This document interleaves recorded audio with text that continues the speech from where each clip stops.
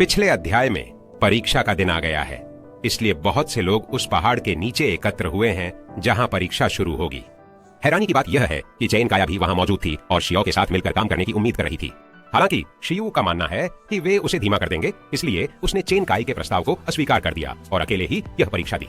अब अगले भाग पर कमांडर ने परीक्षण की शुरुआत की क्योंकि उसने उन्हें 4 प्रवेश द्वारों में से किसी एक से पहाड़ में प्रवेश करने का आदेश दिया। उसके बाद पेशेवर वशीकरणकर्ता ने उनकी हर हरकत पर नजर रखने के लिए कई यांत्रिक पक्षियों को भेजा, विशेष रूप से उन पक्षियों को जिन्होंने 4000 अंकों के साथ जानवरों को चुनौती दी थी, क्योंकि कमांडर अपने आसपास अनजान वशीकरण करने वालों को बेहोश होते हुए नहीं देखना चाहता था।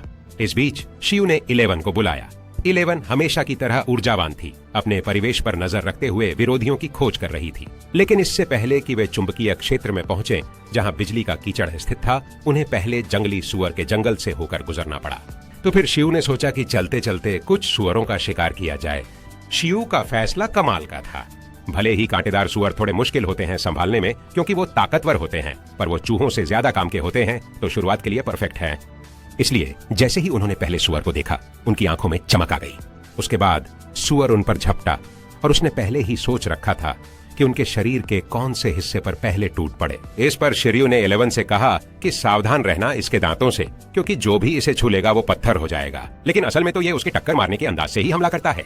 इसलिए 11 ने बिना डरे उसकी ओर बढ़े और सुपर साइट को सक्रिय किया ताकि बाल बाल बच सके सुअर के टैकल से। इसके साथ ही 11 सुअर के कमजोर हिस्से पर पहुंच गया जहां सुअर के पास जवाबी करने का कोई तरीका नहीं था। तो बिना किसी झिझक के 11 ने उसे पेड़ से टकरा दिया और सुअर के संभलने से पहले ही 11 ने अपना हमला जारी रखा और एक सिर के झटके से पूरी तरह से सुअर को नॉकआउट कर दिया। इसके साथ ही उन्होंने 350 पॉइंट्स आसानी से जीत लिए, जैसे कि शिर्यू ने अपनी तरफ से पुष्टि की। वो 11 तो लड़ाई में किसी और लेवल का है भाई, और भले ही चेन काई और उसका आइस आर्माडिल्लो उस सुअर को हरा भी देते, लेकिन लगता है उनको इसमें ज्यादा वक्त लगता। अब जबकि सुअर पूरी तरह से बंध चुका था, शिर्यू ने खुशी खुशी रस्सी 11 को थमा दी ताकि वो शिकार को घसीटते हुए आगे बढ़ते जाए, जो 11 ने बड़े चाव से ली क्योंकि ये उसका पसंदीदा हिस्सा है, ताकत की ट्रेनिंग। और 11 ये भी सोच रहा था कि क्या शानदार आइडिया था उसके हराए हुए जंगली सुअर को ट्रेनिंग इक्विपमेंट की तरह इस्तेमाल करना, हमेशा की तरह उसके टेमर का एक्सपेक्टेड। उसी वक्त सिक्योरिटी गार्ड को भी हैरत हो रही थी कि किसी ने बोर फॉरेस्ट में तुरंत पहले पॉइंट्स बना लिए, और वो भी एक इंटर्न टेमर ने, जिसने एंट्रेंस पर एक नुकीले सुअर को हटा दिया था। लेकिन जो उनको और भी ज्यादा हैरान कर गया वो आयरन ईटर की पहचान थी। उसके साइज को देखकर लगता है कि वो आयरन ईटर तो बस एक बच्चा है और वो 7वां लेवल का भी नहीं है। तो उन्हें ये सोच में डाल दिया कि उसने उस सुअर को इतनी आसानी से कैसे हरा दिया। तो वो लोग फुटेज को बाद में देखने का फैसला करते हैं क्योंकि वो शिर्यू पर नजर रख रहे हैं जो अकेले जंगली सुअरों के जंगल में घुस रहा है। इस बीच शिर्यू को कुछ सुअरों का एक झुंड मिल गया और वो सोच रहा था कि क्या 11 अकेले एक बार में 4 सुअरों का सामना कर सकता है। इसलिए उसने 11 से पूछा कि क्या वो कोशिश करना चाहेगा। चूंकि उसका हार्डन अब प्रोफिशिएंट लेवल पे है, वो अब पूरी तरह से हार्ड होकर एलडीए जीत सकता है। तो शिर्यू का मानना है कि ये सुअर 11 के लिए खतरा नहीं होने चाहिए, और जैसी की उम्मीद थी 11 ने बिना कोई सवाल किए हाँ कर दी, क्योंकि उसे 4 के खिलाफ अकेले लड़ना रोमांचक लगता है। इसी के साथ 11 सुअरों की तरफ बढ़ा और शिर्यू और वो किद्दा पीछे से उसका उत्साह बढ़ा रहे थे। वहीं समय पर गार्ड्स इस बात से हैरान थे कि वो इतने निर्भीक कैसे हो सकते हैं। वो यकीन नहीं कर पा रहे थे कि एक टेमर जिसके पास छोटा आयरन ईटर है ही अपने जानवर को 4 नुकीले सुअरों पे चार्ज करने दे रहा है। इसलिए उन्हें लगा कि शिर्यू की आखिरी जीत ने उसे घमंडी बना दिया है, क्योंकि यहाँ तक कि एक 10वें स्तर का जानवर भी अकेले 4 नुकीले सुअरों का सामना करने में दबाव में आ सकता है। पर उनको जो और भी हैरान कर गया वो ये कि जो बच्चा उन्होंने स्क्रीन पे देखा बिना हिचकिचाहट के 4 जंगली सुअरों को चिढ़ा देता है, जिससे सारे के सारे जंगली सुअर उसके सामने गुस्से से भर उठे। और क्योंकि वो ये बात आसानी से नहीं जाने दे सकते थे, वे सभी एक ही समय पर हमला कर देते हैं। पर उन्हें क्या पता था कि वे अपने जीवन की मार पाने के लिए, जैसे ही 11 ने अपने कुशल स्तर को सक्रिय किया, पूरे शरीर की कवरेज को सक्रिय किया, जिससे उसने बिना किसी रोक टोक के उनके गधे को घेर लिया। इसके साथ बचे हुए सुअर को पता था कि उसके साथ खिलवाड़ नहीं किया जाना चाहिए, इसलिए वे अपने पैरों के बीच अपनी पूंछ छिपा कर भागे। इस बीच जिन गार्डों ने यह देखा, उन्हें विश्वास नहीं हुआ कि उन्होंने क्या देखा है। यहाँ तक कि गार्ड, जो बांस रॉक जिम में एक पूर्व प्रशिक्षु था, यह देखकर सदमे में था कि शावक पहले से ही एक कुशल स्तर का सख्त हो चुका था। इसके साथ ही उन्हें आश्चर्य हुआ कि क्या शिर्यू भी बांस रॉक जिम से आया है, और उनके आश्चर्य को और बढ़ाने के लिए शिर्यू के पास एक और जानवर है जिसे एक प्रशिक्षु को वश में करना असंभव था। इसलिए उन्होंने निष्कर्ष निकाला कि शायद वह इसे बिना किसी अनुबंध के रख रहा है। इससे उन्हें एहसास हुआ कि यह बच्चा कुछ और है, और हरा कपास का कीड़ा भी उच्च स्तर का लग रहा था। इसलिए उन्हें पूरा यकीन था कि वह शीर्ष 3 में से एक होगा। लेकिन इससे पहले कि वे आश्चर्यचकित होते शिर्यू और भी आगे, उनके सहयोगी ने उन्हें रुकने के लिए कहा क्योंकि कोई अभी अभी घायल हुआ है। उसी वक्त शिर्यू बड़ा खुश हुआ क्योंकि अब उनके पास 1750 है। सोच रहा था कि ये जंगली सुअर खाने लायक हैं क्या, पर खाने की बात करते ही 11 को भूख लग गई, इसीलिए वे रुके, आराम किया और अपनी भूख मिटाई। अब 11 खाने पर टूट पड़ा है तो शिर्यू को नक्शा चेक करने का मौका मिल गया और लगता है जंगल से बाहर निकलने के बाद वे सुरक्षित जगह पहुंच जाएंगे। फिर वे उस मैग्नेटिक पर्वत क्षेत्र के पास पहुंचने वाले हैं जहां इलेक्ट्रिक स्लाइम मिलते हैं। अचानक जंगल के पार से एक तेज चीख सुनाई दी तो बिना किसी हिचक के वे उस आवाज की ओर तुरंत दौड़ पड़े, चाहे उन्हें पता हो कि आगे और जंगली सुअर होंगे। और जैसा उन्होंने सोचा था, 10 जंगली सुअर 2 इंटर्न ट्रेनरों पर चार्ज कर रहे थे, पर शिर्यू को इससे जरा भी फर्क नहीं पड़ा। वो बस वहां खड़ा डरावनी मुद्रा में सोच रहा था कि उसके जानवर इस लड़ाई में क्या करेंगे। और अब जब इंटर्न ट्रेनरों ने शिर्यू को ध्यान से देखा तो वे उन बेहोश जंगली सुअरों की संख्या पर यकीन नहीं कर पाए जिन्हें वे खींच रहे थे। उसी समय ये जंगली सुअरों को जमकर डरा देते हैं। अब उनको समझ आ गया कि इनसे पंगा नहीं लेना चाहिए, इसलिए वो भाग खड़े होते हैं, जिससे वो चकित रह जाते हैं। तो जब इंटर्न शिकारियों को लगा कि वे सुरक्षित हैं, वे शिर्यू को पहचान लेते हैं। इसके साथ वो समझ जाते हैं कि शिर्यू को यहाँ आए ज्यादा वक्त नहीं हुआ है। इसके बाद वे उससे पूछते हैं कि उसने उसके पीछे जो कटीले सुअरों का गुच्छा है उसे कैसे पकड़ा। इस पर शिर्यू उन्हें सिर्फ ये सलाह देता है कि अगर वे अकेले सुअरों को पकड़ना चाहते हैं तो जंगल के केंद्र की बजाय किनारे की कोशिश करें, जिसके लिए वो उसका शुक्रगुजार थे। इसके साथ ही वे अलग हो जाते हैं क्योंकि शिर्यू ने तय किया कि वह पहले सुरक्षित क्षेत्र में जाएगा, वरना उन्हें अपने शिकार से बंधना पड़ता।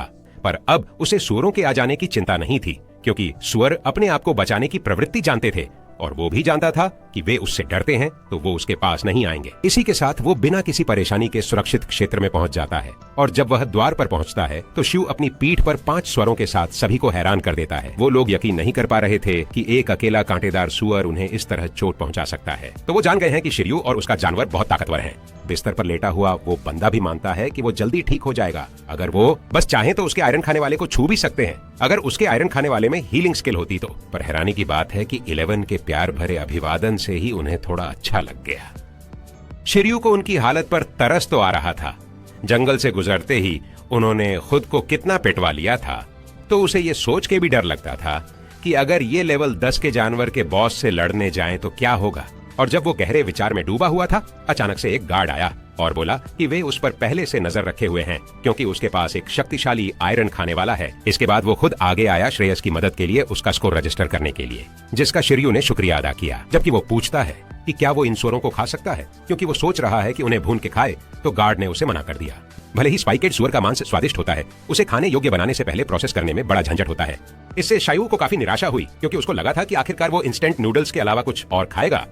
जल्दी ही उसका स्कोर लीडर बोर्ड पर चढ़ा दिया गया, जहां वो पहले जगह पर था, नया टॉप स्कोरर के साथ। और टेस्ट शुरू होने के कुछ ही घंटे हुए थे। प्रोफेशनल टेमर्स इन इंटर्न टेमर्स का उत्सुकता से इंतजार कर रहे थे। इधर यिंची, जिसने शियू के स्कोर में मदद करने की पेशकश की थी, शिर्यू के कमाल से दंग रह गया, क्योंकि जितना भी समय वह बांस चट्टान जिम में काम कर रहा था, उसने पहले कभी आयरन खाने वाले बच्चे को हार्डन की प्रवीणता वाला स्तर पहले नहीं देखा था। उसका खुद का आयरन खाने वाला ट्रांसेंडेंट स्तर का जानवर, जिसे वह करीब 6 साल से पाल रहा है, हाल ही में हार्डन की प्रवीण स्तर तक पहुंचा है। शिर्यू कितना अद्भुत था।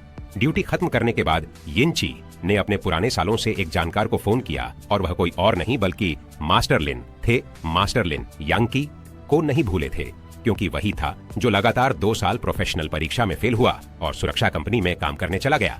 यंकी ने दिल से माफी मांगी कि उसने बांस चट्टान जिम की बेइज्जती की, लेकिन यह फोन करने की वजह नहीं थी, इसलिए उसने सीधे बात की और मास्टर लिन को बताया उस दिलचस्प टेमर के बारे में जिससे वह मिला। उसका आयरन खाने वाला 2 साल का लग रहा था, लेकिन वो यह एक कुशल स्तर का कठोर है, इसलिए वह मान लेता है कि वह मास्टर लिन। लेकिन इससे मास्टर लिन को उसके शब्दों पर संदेह हुआ।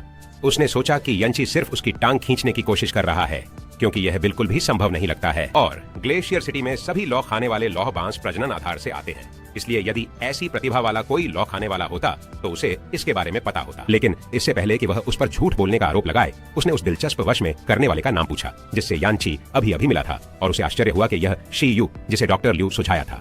जैसा कि उसे याद है, जब शी यू अपने आयरन ईटर के लिए आया था, वह केवल 1 वर्ष का था और उसे आयरन ईटर प्राप्त हुए अभी 1 महीना भी नहीं हुआ है, लेकिन अब वह पहले से ही एक कुशल स्तर का सख्त हो चुका है। इसीलिए उसे आश्चर्य होता है कि क्या डॉक्टर लिू एक विशेष तकनीक से जानवर को पालने में उसकी मदद की। इस एहसास के साथ वह यंची को बताता है कि शिरयू अभी तक एक शिष्य नहीं है, लेकिन वह एक बन सकता है क्योंकि उसके लौह खाने वालों का हार्डन कुशल स्तर पर है। इसलिए वह यंची से शियू को चुंबकीय क्षेत्र की ओर मार्गदर्शन करने के लिए कहता है, क्योंकि यह होगा फिलहाल शियूज का मुख्य प्रशिक्षण स्थल बने। मास्टर लिन यह निर्णय लिया क्योंकि यह शियू के आयरन खाने वाले को भविष्य में सीखे जाने वाले जिम कौशल के लिए तैयार करेगा।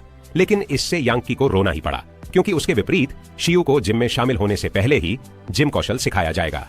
फिर भी उसने मास्टर लिन की योजना का पालन करने का फैसला किया। इसलिए वह शिरयू के पास गया और उससे कहा कि उसे चुंबकीय क्षेत्र की जांच करनी चाहिए, क्योंकि उसे वहां बिजली का अयस्क मिल सकता है। यह एक प्रथम श्रेणी का ऊर्जा अयस्क है और यह कुछ लौह खाने वाले आहारों में एक घटक है, जिसने सुनिश्चित किया कि आप सोचें, क्योंकि यह प्रजनन मैनुअल में अनुशंसित खाद्य पदार्थों में से एक है, लेकिन यह सबसे अधिक अनुशंसित खाद्य पदार्थों में से एक नहीं है। लेकिन इससे पहले कि वह जवाब दे पाता, यांची पहले से ही उसके चेहरे से कुछ इंच की दूरी पर थी। शियू को अपने साथ आने को कहा, जिस पर शियू को पहले से ही उस पर शक था, फिर भी वह साथ आ गया। इसके साथ यांची के पास यह समझाने का समय है कि उसने उसकी मदद करने का फैसला क्यों किया और वह बांस रॉक जिम का शिष्य है।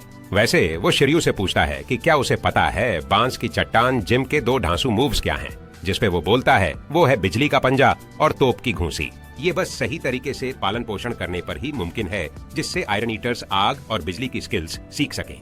मसलन अगर वो चाहता है कि उसका आयरन ईटर बिजली की स्किल सीखे, तो उसे इलेक्ट्रिक धातु के अयस्क को खाना पड़ेगा, जैसे कि इलेक्ट्रिक अयस्क। लेकिन शिरयू को इस पे यकीन नहीं हुआ, क्योंकि वो ब्रीडिंग में माहिर है, तो उसे पता है कि जरूरी है सही तरीके से अपने पेट जानवर की देखभाल करना अगर वो दूसरी स्किल्स सिखाना चाहता है, और उसके खाने का इसमें बड़ा हाथ होता है। लेकिन सिर्फ इलेक्ट्रिक पत्थर खाने से काम नहीं चलेगा। अगर ऐसा है तो उस स्किल को बांस की चट्टान जिम की खास स्किल नहीं कहा जाएगा। और हालांकि ये उतना मुश्किल नहीं है जितना हरी सूती कीड़े को हेलेना तितली में बदलना, फिर भी एक जूठन से काम नहीं चलेगा। तो वो यंकी से पूछता है कि वो उसे ये सब क्यों बता रहा है, जिस पर वह समझाता है कि उसने मास्टर लिन से सुना है कि भविष्य में वो जिम में उनके अंडर में पढ़ाई कर सकता है, तो सोचा कुछ टिप्स दे दूं। और आयरन ईटर्स के लिए इलेक्ट्रिक अयस्क को खा पाने की सबसे कम जरूरत होती है कि उसे हार्डन को एक्सपीरियंस्ड लेवल तक मास्टर करना पाडी है। पर जैसे आयरन ईटर्स हार्डन पहले से ही माहिर स्तर पर है, तो इसे इलेक्ट्रिक ओर से पोषक तत्व अवशोषित करने में कोई दिक्कत नहीं होगी। और अगर वो बांस चट्टान जिम में जुड़ने का प्लान कर रहा हो, तो टिनमिंग माउंटेन का मैग्नेटिक जोन उसके लिए बेस्ट ट्रेनिंग ग्राउंड है, क्योंकि वहां वो इलेक्ट्रिक ओर भी ढूंढ सकता है और वहां बहुत सारे इलेक्ट्रिक प्रकार के जानवर भी हैं। और इलेक्ट्रिक ओर खाना और इलेक्ट्रिक प्रकार के हमलों से मार खाना इलेक्ट्रिक पाम को माहिर करने के लिए बुनियादी प्रशिक्षण का हिस्सा है, तो वहां ट्राई करके देखना अच्छा आइडिया होगा। यंकी की तरह अगर उसका आयरन ईटर इलेक्ट्रिक पाम को माहिर कर लेता, तो वो कब का प्रोफेशनल परीक्षा पास कर चुका होता, क्योंकि अकेले इलेक्ट्रिक पाम ही काफी शक्तिशाली है, लेकिन उसका हार्डन के साथ मेल तो समझ से बाहर है।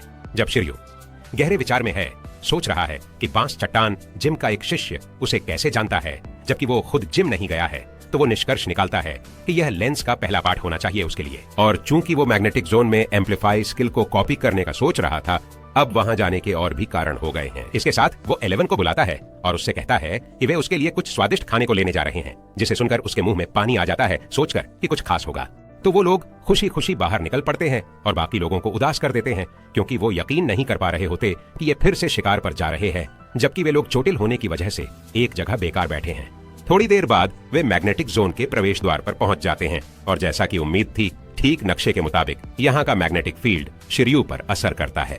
लेकिन वो अब पीछे नहीं हट सकता, क्योंकि उसे इलेक्ट्रिक खेवनी और स्लाइम्स पर हाथ साफ करना ही है। इसी दृढ़ संकल्प के साथ शिरयू और उसके जानवर बिना रुके मैग्नेटिक फील्ड को पार कर लेते हैं और उन्हें आश्चर्य होता है जब वे इलेक्ट्रिक ऑरा से सामना करते हैं। तो बिना किसी हिचक के शिरयू 11 से कहता है कि वो अपने पूरे शरीर को कठोर कर ले ताकि छक सके। इसके साथ 11 को धोखा लगता है, क्योंकि वो समझ जाता है कि यही वो स्वादिष्ट चीज थी जिसके बारे में उसका पालक उससे कह रहा था। लेकिन उसके हिसाब से तो ये एक बकवास पत्थर है और मामले को और भी बदतर बनाने के लिए वह तार बिजली से भी चार्ज था, इसलिए कोई चांस नहीं था कि वो उसे खा पाता। जैसे ही वह अपने ट्रेनर से पूछता है कि क्या वो उसके साथ मजाक कर रहा है, क्योंकि उसका ट्रेनिंग इससे पेट खराब होने पर असर पड़ेगा।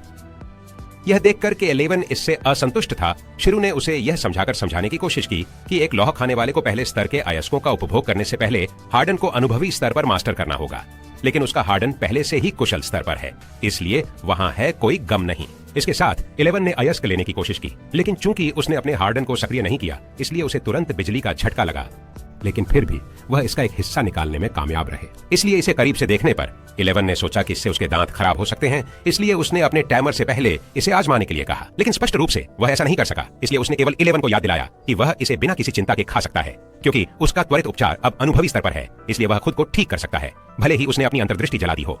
यह देखकर कि उसका वश में करने वाला उसे यह विद्युत अयस्क खिलाने पर अड़ा हुआ है, 11 ने जितनी जल्दी हो सके इसे खाने का फैसला किया। और जैसे ही वह इसे पूरा निगलने में सक्षम हो गया, उसे यह जानकर खुशी हुई कि यह खाने योग्य है। इसके साथ ही वो उत्साहित होकर पूछता है कि क्या और भी अच्छी रॉक है। अब जबकि लगता है कोई विवाद नहीं, वे 11 के खाने के लिए और अधिक अच्छी चट्टानों की खोज करते हैं। शिरयू को इस बात की कोई चिंता नहीं थी कि 11 के पास इस चट्टान की अधिक मात्रा है, क्योंकि बांस रॉक जिम के शिष्य के अनुसार भारी मात्रा में बिजली के अयस्कों का उपभोग करने के बाद आयरन ईटर्स को बिजली के लिए एक निश्चित आकर्षण प्राप्त होगा और वे कुछ हद तक बिजली प्रकार की प्रतिभाओं को जमा कर लेंगे। और आयरन ईटर इस प्रक्रिया के दौरान बिजली गिरने से बिजली जैसी प्रतिभाओं के विकास में भी तेजी ला सकता है। इलेक्ट्रिक प्रकार के कौशल में महारत हासिल करने के लिए ये बुनियादी शर्तें हैं। लेकिन यह शर्म की बात है कि यहाँ केवल इलेक्ट्रिक अयस्क हैं, क्योंकि अगर शिरयू को आग की चट्टानों या बर्फ की चट्टानों पर हाथ मिल सकता है, तो वह एक नए प्रकार के लौह भक्षक को विकसित करने में भी सक्षम हो सकता है। फिर भी उन्होंने इससे ज्यादा परेशान न होने का फैसला किया, क्योंकि उन्होंने अभी अपना ध्यान इलेक्ट्रिक प्रकार पर केंद्रित किया। और यदि 11 हार्डन को दोष रहित स्तर तक मास्टर कर सकता है और इसे इलेक्ट्रिक प्रकार के कौशल के साथ जोड़ सकता है, तो अपरंपरागत इलेक्ट्रिक तोप का जन्म होगा, जो विभिन्न प्रकार के विनाशकारी लंबी दूरी के कौशल का एक संयोजन है। और इसके बारे में सोचकर ही उसे एक उत्साह महसूस हुआ, उसने पहले कभी महसूस नहीं किया। लाइक बटन दबाओ और देखने के लिए धन्यवाद।